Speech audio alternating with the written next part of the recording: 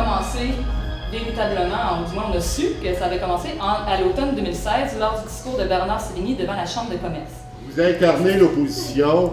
Est-ce que le 15 février, c'est une date butoir qui est cruciale pour la suite du projet? C'est la question. Regardez, le 15 février, c'est la fin de l'entente d'exclusivité avec le consortium. Le lundi suivant, là, effectivement, on va avoir un projet sous les yeux, il va falloir qu'on se prononce. Et vu que l'entente d'exclusivité est terminée, si le projet est rejeté, on pourra aller en appel d'offres. Mais au moment où on se parle, on n'a pas le droit d'aller en appel d'offres. On n'a même pas le droit d'être en discussion pour qu'est-ce qu'on ferait au niveau de la zone prioritaire. Avec l'espace que SureWeb va prendre et les appartements et l'autre grand bâtiment, ça appartient à qui? C'est à les citoyens ou c'est à privé, les investisseurs? Ça appartient au privé. Dans le fond, le 15 février, c'est la date d'échéance pour l'entente avec le consortium. Mais ça ne concerne pas le projet, vous voyez, dans son ensemble. Les gens accrochent actuellement, mais il n'y a personne ici. Je suis convaincu que personne ici est contre le fait qu'on doit rénover le centre-ville. C'est comment on devrait le faire et avec quoi on devrait le faire. Si on veut se donner une ville qui ressemble à ce qu'on souhaite comme citoyen, bien, il faut y participer, mais il ne faut pas juste le dire, il faut se donner les moyens pour le faire aussi. Dans les points positifs a été souligné le fait que, bon, on a besoin de revitalisation sur Well Sud, ça c'était partagé par tout le monde. Le stationnement avait beaucoup d'intérêt parce qu'on a besoin d'un lieu où les gens peuvent déposer leur auto pour pouvoir marcher au centre-ville. Du côté des points négatifs, on a souligné le fait que le projet manquait d'inclusion au niveau du logement social.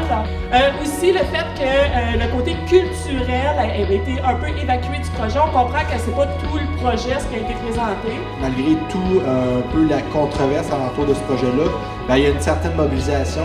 Donc il y a un certain réveil citoyen qui peut être aussi intéressant d'un point de vue de développement au niveau de notre centre-ville. Donc, peut-être aussi concevoir un espace de stationnement qui serait aussi dans une optique de multi-usage.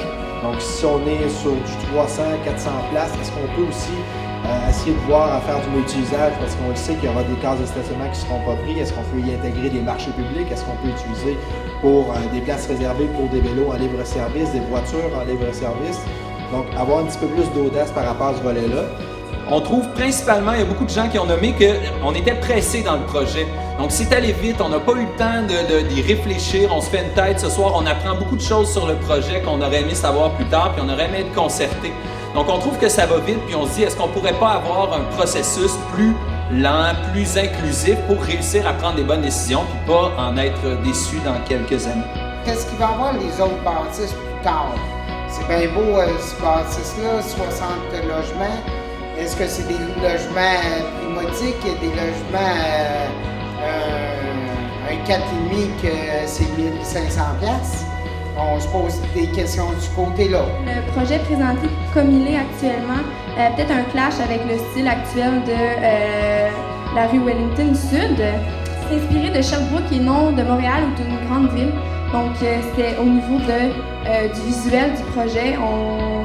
Dans l'équipe, on trouvait que ça représentait peut-être mal un peu la ville de Sherbrooke. Viser le social, une vie communautaire, le transport en commun également. Encourager pas juste l'entrepreneuriat général, mais les entreprises d'économie sociale également. Essayer de stimuler le comportement des gens à aller plus vers les transports en commun plutôt que d'installer un stationnement justement qui va stimuler l'inverse, qui va donner envie aux gens d'utiliser leur voiture pour se rendre. Je vous remercie pour l'invitation que vous avez faite ce soir. En tout cas, pour moi, ça m'éclaire.